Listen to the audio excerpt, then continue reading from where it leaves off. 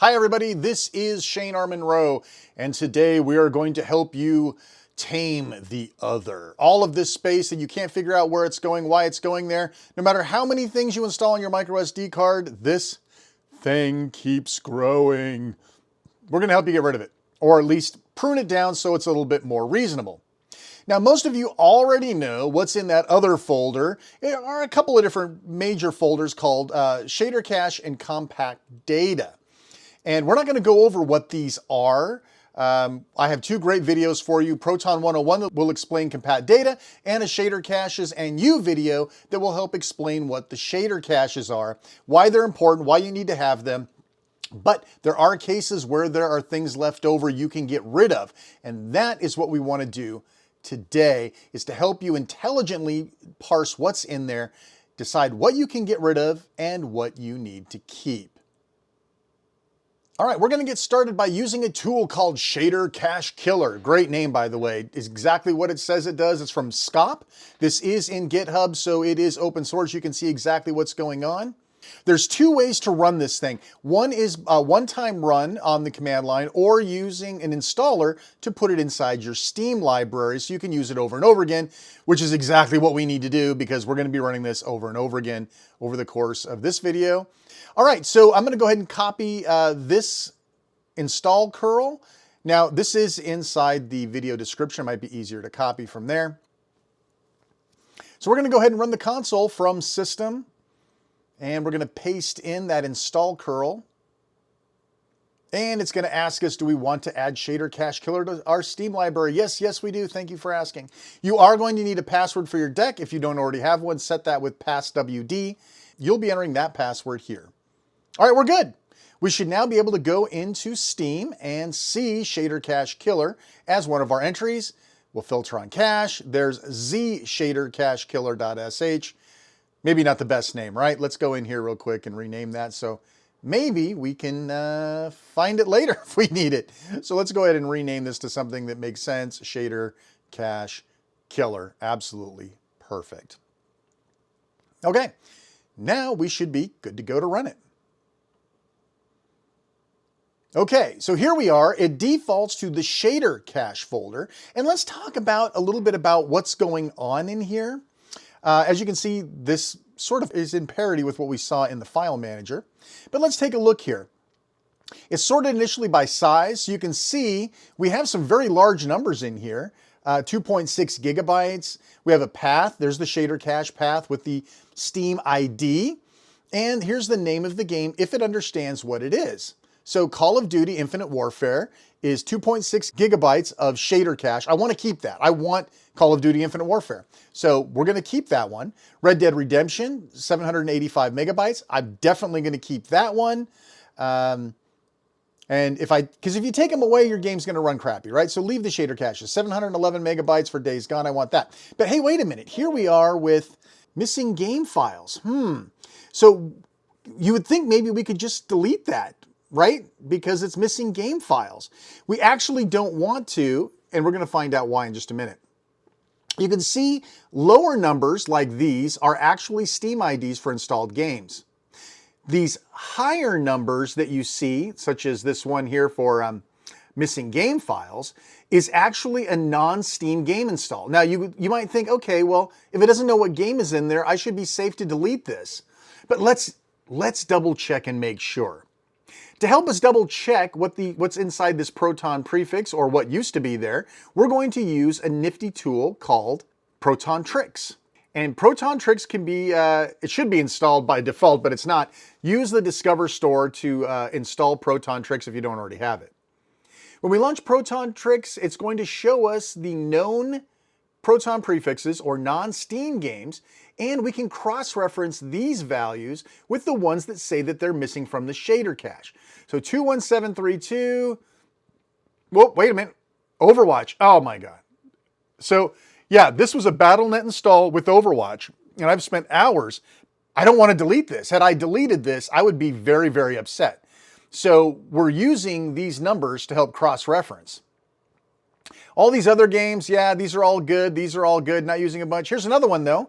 41 megabytes, 3803, 3803. Nope, that one's probably good to go. So I'm thinking that we could probably get rid of an app installed for 38303, umpty squat. That's good for deletion. Flame in the Flood, Valheim, blah, blah, blah. Okay, here's another one. This is only 8 megabytes, so no big deal, but 37969. 37969. Nope, that's good too. Let's get rid of that one. And what else do we got? Oh, wait a minute. Well, wait a minute. Now, how come there's some games that say missing game files, but that's a Steam ID. So what's going on here?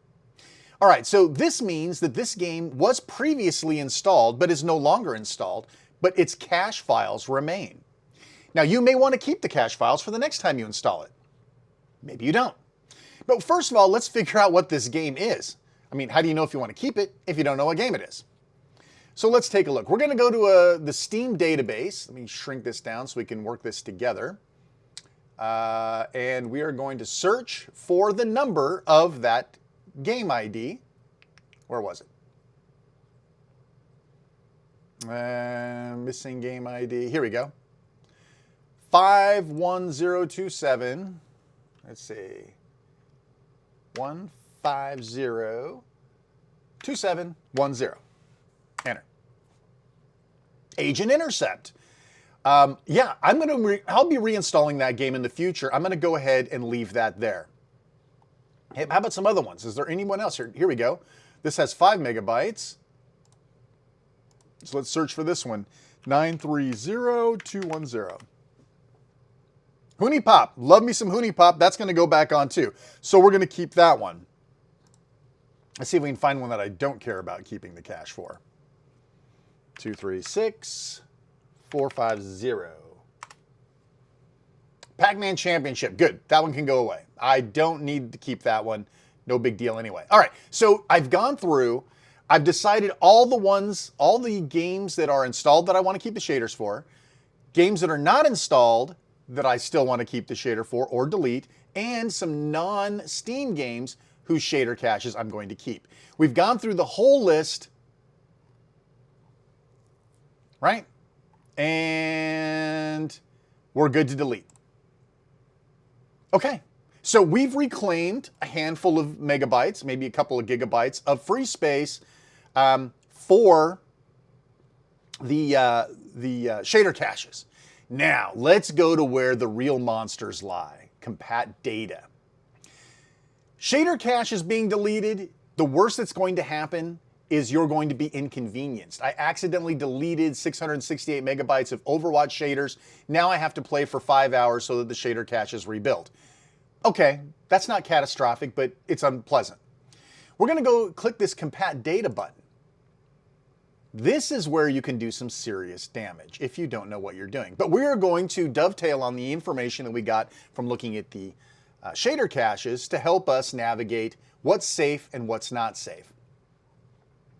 So once again, it sorts by size. 35 gigabytes, 21 gigabytes, 8 gigabytes. These are serious numbers here. This is serious space. With these two together, I've exceeded the storage space of the 64 gigabyte SKU for the Steam Deck, which is one of the reasons why I don't recommend the 64 gigabyte SKU of the Steam Deck anymore, because of things like this. But it does say that it's missing game files, and based on these numbers, these are Proton prefixes that were created for non-Steam games. Please show me my ProtonTricks and let's see what we got. 426939. 426939. Just to make sure. Man, look at that. There's 35 gigs here. There's no game attached to it, and it doesn't show up in ProtonTricks. I should be able to delete that. But you know what? I am so paranoid. We're going to double check. So we're going to go to Dolphin, and we are going to the compatdata folder, which you can see here in Toto. And we are going to find that number, 4269392001. Okay, this is it. So we go into the Proton prefix folder, the fake drive C. What do we got?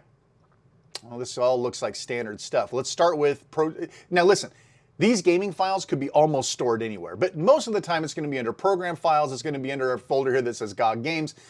It depends on where the game was installed. Most of the time it's a good buy to go into the x86. Overwatch. Holy crap. Here's a Battle.net Overwatch install that I was working on when Battle.net went down for a few days for Steam Deck users. This is complete wasted space. My Overwatch, my current working version of Overwatch is in 21732 blah, blah, blah. This folder should be completely deleted. That's going to gain me 35 gigabytes of space. That's a winner.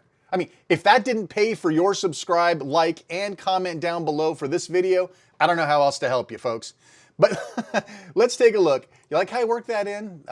It's almost like Paul Harvey for those of you who are that old. All right, so let's take a look at 217. Let's see, 217320, blah, blah, blah. Okay, this is good. Go to the Proton prefix, drive C. Okay, nothing obvious here. x86. Holy crap, it's another Battle.net install. Oh my God, I felt like I did hundreds of these, but it's more like dozens of these. And I never got rid of them. I removed them from Steam. I took away the non-Steam game, but it left behind the Proton prefix. Guess what? I just saved 50, almost 60 gigs of space by just using this process. All right, hey, listen, I'm on a roll here. We're gonna do another one. 3067810. What's in here? Proton prefix, drive C, x86, Origin. Okay, well, wait a minute. Now, I do have a legitimate Origin install. And my Origin install is 30678. I think that's the same one. 3067. Okay, so this is legit. This is a legit folder that I created. And by the way, this Origin has Burnout Paradise installed. I just didn't bother to rename it yet. So yeah, that's legit. Now it looked like, oh, it's missing games. It's a Proton prefix. I can get rid of it. Nope, I'm keeping it. I want that one. I want to keep that one. So let's take a look. Let's take a look at the next one. 252525. Nope, nothing in there. Let's go check out the folder. Slow that down a little bit. 252164. This is it. Prefix, drive C. Nothing obvious in the root. 7-zip. DirectX. Steam. Nothing obvious here. What about in program files? Nope, that's all Windows stuff. Users, Steam user, app data. Actually, we go to the shortcut for app data, Microsoft. There's nothing in here. This was obviously an experiment where I tried to install some requisites for a game and it just didn't work out. This one is safe for me to delete. And we could go all day long and look at these. Here's Red Dead Redemption. You obviously don't want to mess with that one. Anything that's got a name you don't want to mess with. But hey, what about this one? 271590. Okay. Nothing here. Okay. But that's a Steam ID. That's a Steam ID, 271590. So let's start here. 27. Oh, it's a smaller number. That's right. 271590, right? So let's see if we can determine what's in here. Rockstar Games. So this is the Rockstar social launcher that I installed.